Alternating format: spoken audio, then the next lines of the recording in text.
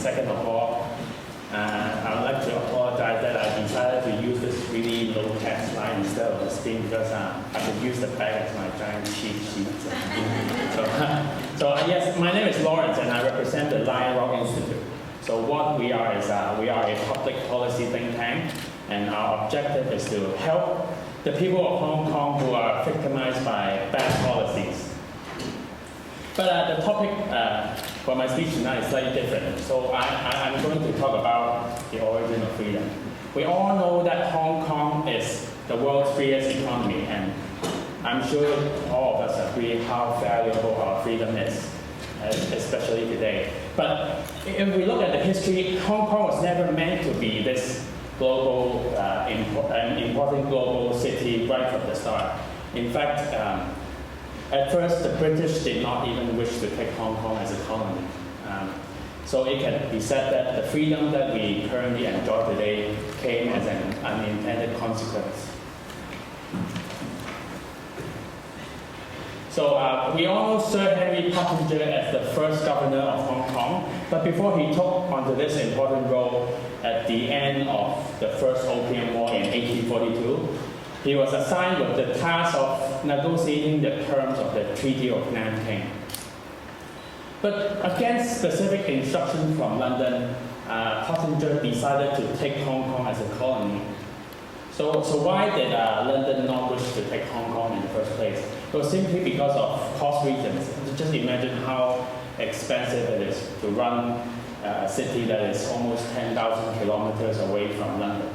So Pottinger had to govern Hong Kong with restraints that we today would describe as no budget and no headcount. So facing these constraints, Pottinger, of course he's a smart guy, he laid down a few ground rules for the government.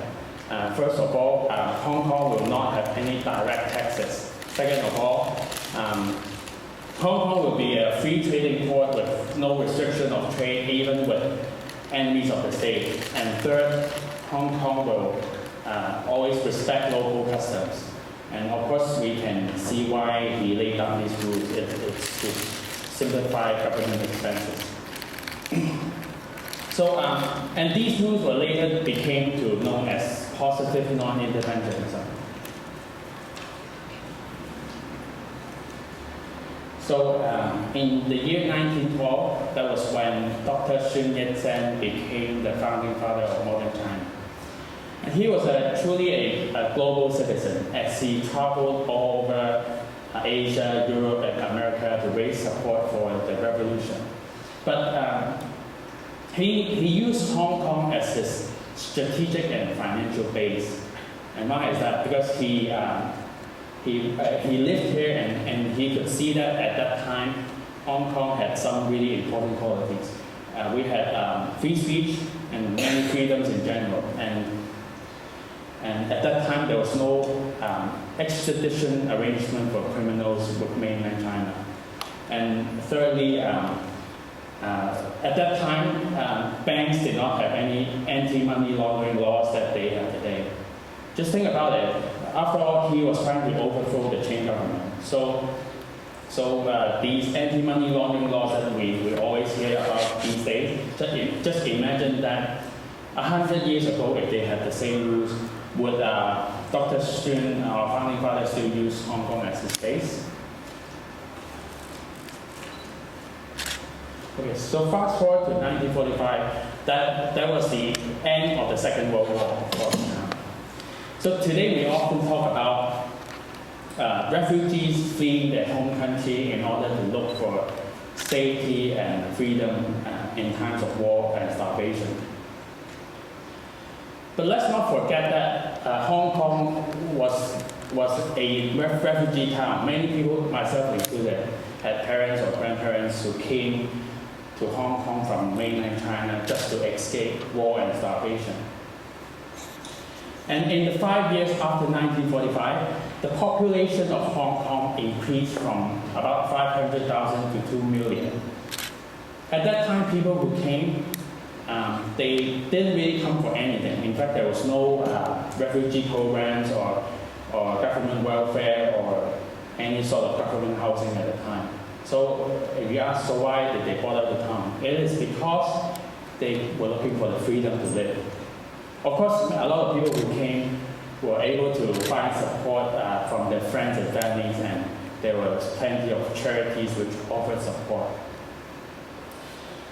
So at that time, people who came obviously were able to find jobs to support themselves and their families. But if you think about it, Hong Kong's population went from about 500,000 to 2 million. So in fact, we were able to create more jobs than there were a number of people. If you find that amazing, I would say that's what you get if you have plenty of freedom. And in the next few decades after the 40s, Hong Kong, of course, continued to grow at a really amazing rate of around 1 million people every 10 years. And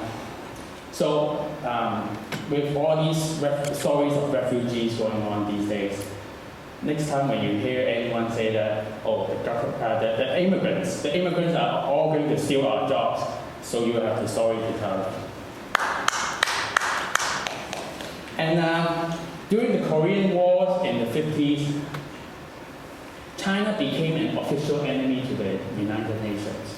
But remember that one of the ground rules for the government of Hong Kong is we always trade with anyone, including enemies of the state. And Hong Kong at that time was able to keep this promise. So this person by the name of Henry Fok, he was able to, despite the UN trade embargo, he was able to transport materials and goods into mainland China from Hong Kong. So despite the fact that Hong Kong at the time was an enemy to China, we were still able to keep our promise.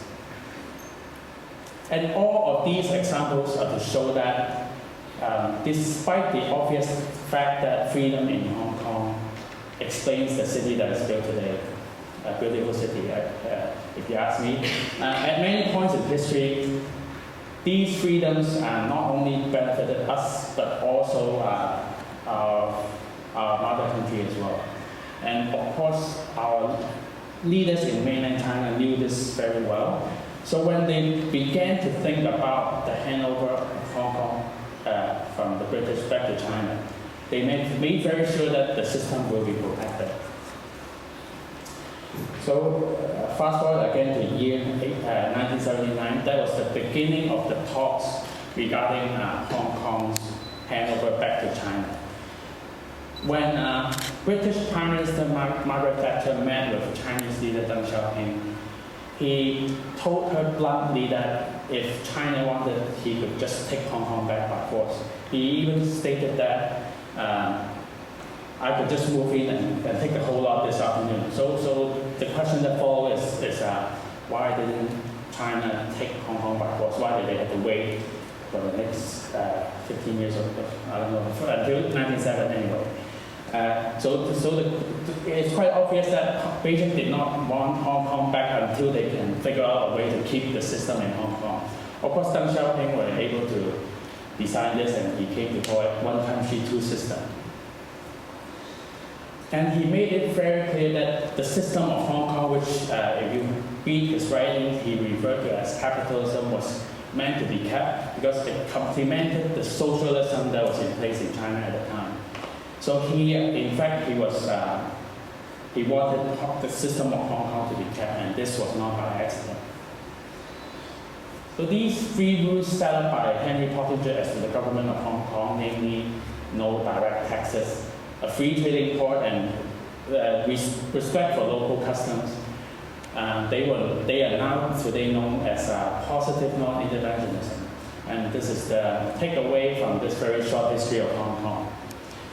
And that is, freedom never benefits just one small group of people. When you have free trade, every transaction benefits at least both parties. And the freedom in Hong Kong was enjoyed not just by us, but by our mother country as well. And that's it for my story. Thank you very much.